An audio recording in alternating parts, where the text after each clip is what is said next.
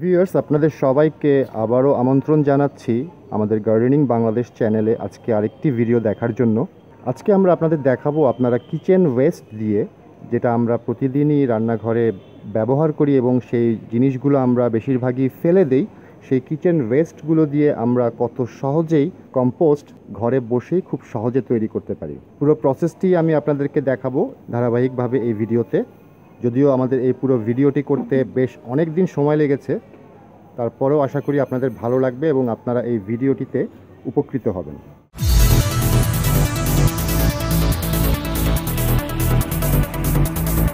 এখন আমি যেটা করব সেটা হচ্ছে আমার নিত্য প্রয়োজনীয় কিচেন ওয়েস্ট যেগুলো আছে, সবজি, এটা কম বেশি আমাদের সবার বাসাতেই অ্যাভেলেবল, কারণ সবজি আমাদের এখন সব সময় হচ্ছে।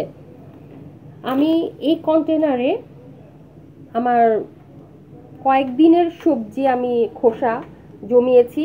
এর মধ্যে আমার ডিমের খোসা আছে, চা পাতি আছে, দেখতেই পাচ্ছেন, আলুর খোসা, মোটামুটি যেই সবজির খোসা থাক না কেন আপনি একটা কন্টেনারে জমাতে পারেন। জমিয়ে এটাকে এখন আমি কম্পোস্ট তৈরি করব আমার এই সবজির খোসা দিয়ে। আমি খুব সহজে কম্পোস্ট তৈরি করি, যে কম্পোস্টে আমি আমার এক মরিচ গাছ আমি কিছুদিন আগেই পটিং করেছি, আপনাদের সাথে শেয়ার করেছি। আমি সেই সময় দেখাতে পারিনি আমি কিভাবে মাটিটা তৈরি করেছি, আজকে আমি দেখাবো। এভাবে আপনারাও এই লকডাউনের অবস্থায় বাইরে না গিয়ে বাসায় আপনারাও এইভাবে আপনার গাছের জন্য মাটি তৈরি করতে পারেন, মানে পুরোপুরি অর্গানিক ওয়েতে। মরিচ গাছটিতে আমরা যেটা দেখিয়েছিলাম, ওই মরিচ গাছটিতে মাটির উপরের লেয়ারটাতে তুমি যে সবজির কম্পোস্টটা দিয়েছিলে, সেই কম্পোস্টে আমরা এখন দেখবো, তাই তো? হ্যাঁ, ওই প্রসেসটাই আমি দেখাবো, আমি কিভাবে মাটিটা রেখে দিয়ে মরিচ গাছটা আমি পটিং করলাম। আমি এই যে খালি একটা কন্টেনার নিয়ে নিচ্ছি, আপনারা যে কোনো সাইজের কন্টেনারই আপনারা নিতে পারেন, এটা কোনো ব্যাপার না, প্লাস্টিক কন্টেনার। কিন্তু এটার নিচে আমি কোনো হোল রাখি নাই, কারণ আমি যে সবজিগুলা দেব এটা থেকে যে পানিটা বের হবে, নিচে হোল থাকলে পানিগুলো সব বের হয়ে যাবে, ওটাই মেন মানে আমার ফার্টিলাইজার আসলে।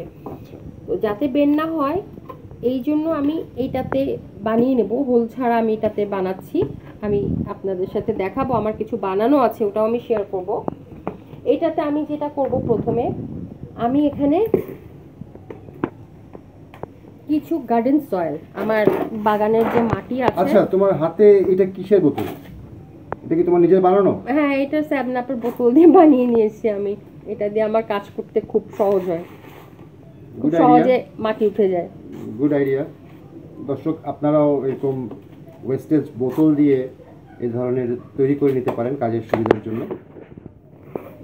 এই যে আমি এটার নিচে এরকম পরিমাণ মাটি নিয়ে নিয়েছি। মাটির সাথে যাদের কোকোপিট আছে তারা কিছু কোকোপিটও নিয়ে নেবেন, কোকোপিটটাও খুব ভালো, এটা ডিকম্পোস্ট হলে ভালো ফার্টিলাইজার তৈরি হয়ে যায় কোকোপিটেও। আমি কোকোপিটেও ইউজ করি মাটির সাথে। এখন আমি যেটা করব, আমার এই যে সবজি যেটা রেখেছি আমি, এই সবজিটা আমি এর মধ্যে দিয়ে দিব, লেয়ার বাই লেয়ার দেব, পুরাপুরি আমি দেব না, লেয়ার বাই লেয়ার আমি এখানে ইউজ করব।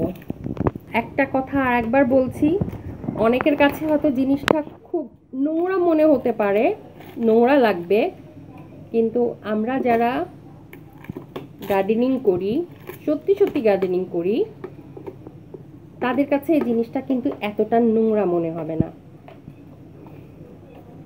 না, আসলে আমরা যে জিনিসগুলো ফেলে দেই বা যে জিনিসগুলোকে আমরা গার্বেজ করি, ডাস্টবিন মনে করি, সেই জিনিসগুলো থেকেও কিন্তু গাছ পুষ্টি পায়, যদি আপনি, আমার মনে হয় যারা গার্ডেনিং করে তারা যদি সঠিক ওয়েতে সেটাকে ইউজ করতে পারে, তাই না?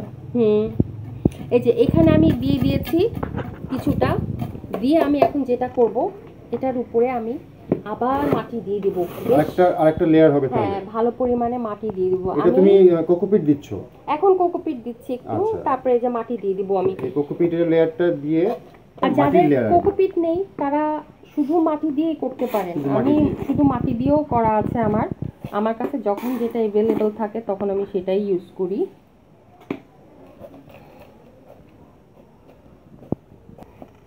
আমার বাকি যেই কিচেন কিচেন ওয়েস্টগুলো রয়ে গেছে আমি সেগুলো এখন দিয়ে দিব।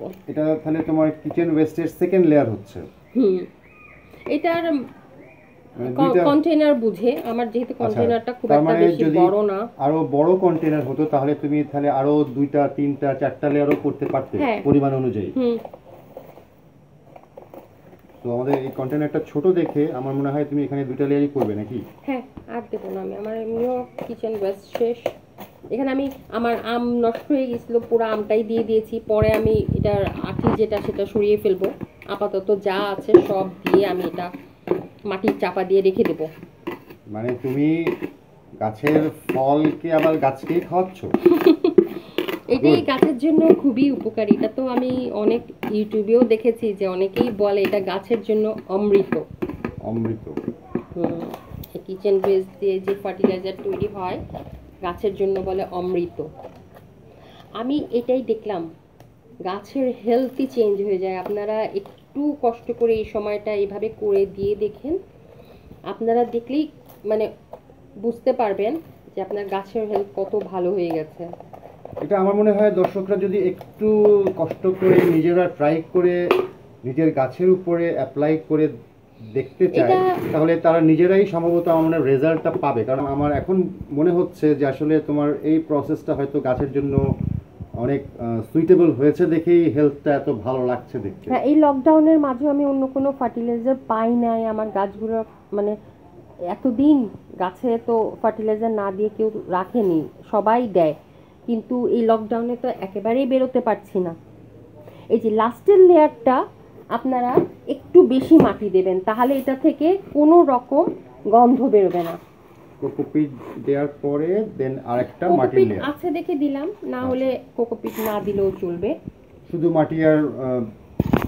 মাটি আর এই সবজির খোসা কিচেন ওয়েস্ট যেটা আছে সেটা দিয়ে হয়ে যাবে। এইটা আপনি একেবারে ভরে দিয়ে দিবেন। তার মানে এই উপরের লেয়ারটা ডিকম্পোজটা ভিতরেই হতে থাকবে। এটা কি আর ওই আপাতত আমি এখন আর নাড়াচাড়ার কোনো প্রয়োজন হবে না? আপাতত আমি আর নাড়াবো না, এটা আমি এইভাবেই রেখে দেব, বেশ কিছুদিন রেখে দেব। কতদিনের মতন রেখে দিতে হবে এই অবস্থা? এটা ওই সেম ওয়েদারের পর ডিপেন্ড করে। এই মানে এখন রোদ বেশি, যখন গরম বেশি থাকে ওটা তাড়াতাড়ি হয়ে যায়। হ্যাঁ, 2-3 সপ্তাহ পরই আপনি একটু কাঠি দিয়ে ফুটা করে দিতে পারেন যাতে ভিতরে অক্সিজেন যায়, কিন্তু পুরো বের করবেন না। আচ্ছা, এভাবেই কাঠি দিয়ে একদম নিচ পর্যন্ত। হ্যাঁ, কয়েকটা আপনি এখানে হোল করে দেন, কাঠি দিয়ে পুরো নিচ পর্যন্ত হোল করে দেবেন। 2 সপ্তাহ পরে? হ্যাঁ, 2 সপ্তাহ পর দিয়ে যদি দেখেন তখনও সবজির খোসাগুলো ওরকম ডিকম্পোস্ট হয় নাই, আপনি উপরে আবার মাটিটা দিয়ে দিন, কারণ ওটা কিছুক্ষণের জন্য রেখে অক্সিজেন গেলে এটা ডিকম্পোস্ট হতে হেল্প করে, কিন্তু ওতে আবার গন্ধও বের হয়। এই জন্য আমি এটাকে পুরা মাটি দিয়ে এটাকে এভাবে ঢেকে রেখে দেবো। আমার যেহেতু সবজিতে পানি বেশি ছিল, আপনারা দেখতেই পেরেছিলেন পানি বেশি ছিল, এই জন্য আমি এক্সট্রা আর কোনো পানি দেব না। আচ্ছা, এভাবেই থাকবে। মাটি আস্তে আস্তে কিন্তু উপরটা ভিজে আসবে, যদি না আসে তখন হালকা করে একটু পানির ছিটা আমি দিয়ে দিব, কিন্তু আপাতত এখন আমি দেব না। আচ্ছা, এখন এই যে হালকা একটু ভিজে আসবে যে বললে, এটা আমার কতক্ষণ পর্যন্ত ওয়েট করতে হবে? এইটা এক্সাক্ট বলা যায় না, এটা সবজির পরেও ডিপেন্ড করে। তরমুজের খোসা এগুলোতে অনেক পানি বের হয়, এক্সট্রা পানি থাকে। হ্যাঁ, তো ওরকম খোসা থাকলে ওগুলার প্রসেসটা একটু তাড়াতাড়ি হবে। আর এখন আমার এখানে যা যা আছে এটার প্রসেস, এটা কতক্ষণে হবে আমি ঠিক বলতে পারছি না। আমি এইভাবে যদি কয়েকটা পট করে রেখে দিই, এটা ডিকম্পোজ হতে হতে আমার আরেকটা পট রেডি হয়ে যাবে। আচ্ছা, এরকম কমপ্লিট করা পট আমি দেখেছি আছে তোমার, রেডি করা আমি দেখেছি। তো ওগুলা যদি তুমি একটু দর্শকদেরকে দেখিয়ে দাও, আমার মনে হয় দর্শকরা আরো ভালোভাবে বুঝতে পারবে। এইটা হচ্ছে তোমার কতদিনের পুরনো এই কন্টেইনারটা? এটা 2-3 সপ্তাহ হবে কি মাস হবে। তার মানে 3 সপ্তাহ বা 1 মাস, 1 মাস এরকম হবে। 1 মাসের পুরনো। হ্যাঁ, এই প্রসেসিং এই করা, সেম প্রসেসে করা, সেম প্রসেস। এটা দেখে আপনি বুঝবেন। এই যে এটা দেখেন, এই যে এটা অলরেডি আমার সবজির খোসা, এই যে সবজির খোসা এই যে অনেক ডিকম্পোস্ট হয়ে গেছে, কালার পুরো চেঞ্জ হয়ে গেছে, দেখতে পাচ্ছেন? এই যে বোঝা যাচ্ছে, তুমি বুঝতে পারছো? হ্যাঁ, দেখতে পাচ্ছি আমি যে ওটা এখন তুমি যেটা মাত্র রেডি করলে সেটাতে যেমন সবজিগুলো আস্ত ছিল, এখানে অনেকটাই প্রায় বলতে গেলে 90% ডিকম্পোস্ট হয়ে গেছে, হয়তো সামান্য কিছু রয়ে গেছে। এতে গাছের ক্ষতি করে না, এটা তখনই বুঝবো কারণ আমার এর মধ্যে কিছু ওই যে যেমন মিষ্টি কুমড়া, তারপর কিছু সবজির সিডসগুলো চলে গেছে। যখনই আমি দেখবো এখান থেকে আমার মিষ্টি কুমড়া বা ওই সিডস থেকে চারা বের হয়ে আসছে, তখনই মানে আমি বুঝবো আমার এখান থেকেও বের হয়ে এসছে, আমি ওগুলো ফেলে দিয়েছি, তখনই বুঝবো যে আমার এটা হয়ে গেছে কমপ্লিট, এখানে আমি গাছ লাগাতে পারবো। এই যে এটা অলরেডি আমার কমপ্লিট হয়ে গেছে। এখানে আমি এখান থেকে নিয়ে আমি যেই টবে গাছ লাগাবো সেই টবে নিয়ে উপরে আমাকে মানে উপরের লেয়ারটাতে আমি সামান্য মাটি দিয়ে আমার গাছটাকে আমি রোপণ করতে পারবো। আচ্ছা, তার মানে আমরা আগের ভিডিওটাতে যে মরিচ গাছের পটিংটা দেখেছিলাম ওখানে আমরা মাটিটা সেভাবে দেখাতে পারিনি কিভাবে তৈরি করেছি। ওই মাটিটা আমি ঠিক এইভাবেই তৈরি করেছি। যখন আমার এই অবস্থায় চলে এসছে মাটিটা, তখন আমি মরিচ গাছটা লাগিয়েছি। আচ্ছা, টোটাল 1 মাসের মতন সময় লাগছে, 3 সপ্তাহ বা 1 মাস। তখন ওটা বেশি দিন লাগে নাই, কারণ তখন বেশ রোদ ছিল, গরম ছিল, ওটা আমার বেশ তাড়াতাড়ি হয়ে গেছে। এটাও তাড়াতাড়ি হয়ে গেছে, এটাও বেশি দিন না। ওইটা আমার মনে হয় এখন বোধহয় একটু সময় লাগলেও লাগতে পারে, ওতে আমার অসুবিধা নেই। এর মধ্যে আমার এই যে এখানেও আমি কমপ্লিট করে রেখেছি আর একটা ছোট কন্টেনারে, এখানেও আছে। এটা আমি এত নাড়াচ্ছি না এখন, এটা আরো একটু সময় লাগবে আমার।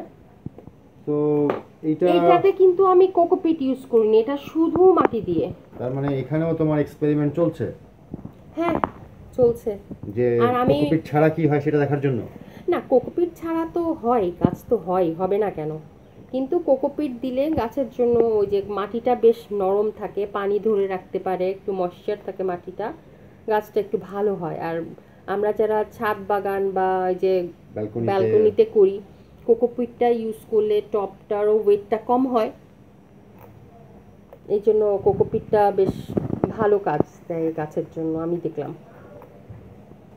দর্শক, সুতরাং বুঝতেই পারছেন এভাবে মাসখানেক বন্দি থাকা অবস্থাতেও আমার ওয়াইফ গার্ডেনিং বাংলাদেশের বাগানগুলিকে কিভাবে এত হেলদি গাছগুলো মেনটেন করে যাচ্ছে তার নিত্য প্রয়োজনীয় সামগ্রী দিয়ে। এইভাবে আপনারাও চেষ্টা করে দেখেন, কারণ যেহেতু আমরা এখন সবাই একটা ইমার্জেন্সির মধ্যে দিয়ে যাচ্ছি, মহামারীর মধ্যে দিয়ে যাচ্ছি, সেহেতু এখনও মানে অনেক কিছু চাইলেও আমরা করতে পারছি না, কিছুই নার্সারিতে যেতে পারছি না, গাছ আনতে পারছি না, গাছের খাবার আনতে পারছি না। ঘরে যা আছে এটা দিয়েই আমরা চেষ্টা করি এভাবে গাছকে মানে ফার্টিলাইজার দেওয়ার চেষ্টা করি। এখন সিচুয়েশন বুঝে আমাদের চলতে হবে। এটা দেখলাম গাছের জন্য আসলেই খুব উপকারী, গাছের একটুও ক্ষতি করে না, একটুও না। আপনারা আমার গাছ দেখলেই বুঝবেন। আর আমি আশা করব অবশ্যই আমার গাছ নিয়ে আপনারা আমাকে একটু জানাবেন, কমেন্ট করবেন যে আপনাদের কাছেও কেমন লাগলো আমার গাছগুলা। এই অবস্থার মধ্যেও যে আমি এতটুকু গাছগুলাকে ভালো রাখতে পেরেছি, এতেই আমার শান্তি। আপনাদেরও বলবো আপনারাও চেষ্টা করেন বাসায় যা আছে সেটা দিয়েই গাছগুলার টেক কেয়ার করার, দেখবেন ভালো ফল পাবেন।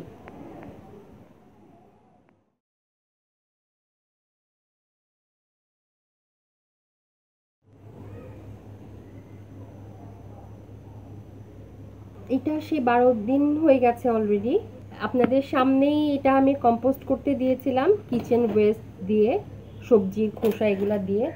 এখন এটার দেখি 12 দিন পর এটার কি অবস্থা দাঁড়ালো, আপনাদেরকে একটু দেখাই।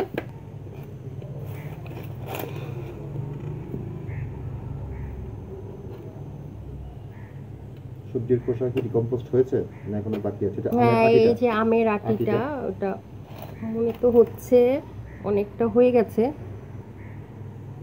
হ্যাঁ, অনেকটা তো হয়ে গেছে, আমি তো কোনো খোসাই খুঁজে পাচ্ছি না।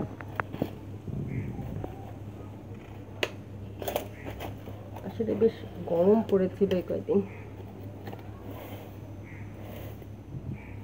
এটা তাও আমি এভাবে রাখবো, আরো কয়েকদিন থাকবে, তারপরে বের করে এটাকে আমি শুকাতে দেবো বের করে। আরও থাক, আমার ওগুলো তো কমপ্লিট হয়ে গেছে, এটা আরও কিছুদিন থাকলে কোনো অসুবিধা নেই। না, এটা আরও একটু রাখতে হবে। এই যে পাতাগুলো এখনো পুরা, এই যে পাতা দেখতে পাচ্ছেন, হ্যাঁ পাতাগুলো এখনো ডিকম্পোজ হয় নাই, এটা থাকবে আরও কিছুদিন থাকবে। এভাবে আমি রেখে দিই। এইটাতে মাঝখানে আমি দেখেছিলাম যে উপরটা বেশ শুকনা ছিল, আমি পানির ছিটা দিয়ে দিয়েছি এটাতে, এই জন্য এত ভেজা ভেজা। আপনারাও যখন দেখবেন উপরটা একেবারে শুকনা থাকবে, অবশ্যই এটাতে পানি দিয়ে দিতে হবে, একটু হালকা ময়েস্ট রাখতে হবে, নাহলে এটা ডিকম্পোজ হবে না সহজে। এটা হচ্ছে আমার সেই দুটো কন্টেনারে যে কম্পোস্ট তৈরি করেছিলাম, সেই কম্পোস্টগুলা ঢেলে এখন আমি এটাকে শুকাতে দিয়েছি। এটা পুরা ড্রাই হয়ে গেলে তারপর এটাকে আমি একটা ব্যাগে ভরে রেখে দেব। এইভাবে যখন গাছ লাগাবো তখন আমি এই কম্পোস্টটা ইউজ করব, এটাতেই গাছ লাগাবো আমি। আচ্ছা, তাহলে এই অবস্থায় এটাকে তো আমি চাইলে অনেক দিনের জন্য রেখেও দিতে পারি। হ্যাঁ, পুরা যদি আমি ড্রাই করতে পারি, পুরা শুকিয়ে তারপর আমি রাখতে পারবো।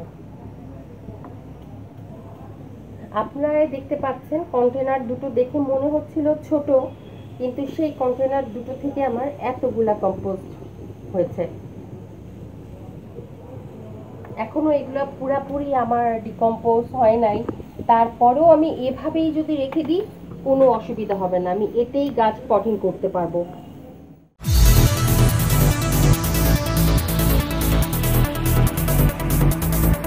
দর্শক দেখলেন তো কিভাবে বাসার কিচেন ওয়েস্ট দিয়ে খুব সহজেই গাছের জন্য কম্পোস্ট তৈরি করা যায়, সেটি আমরা আপনাদেরকে আজকে দেখালাম।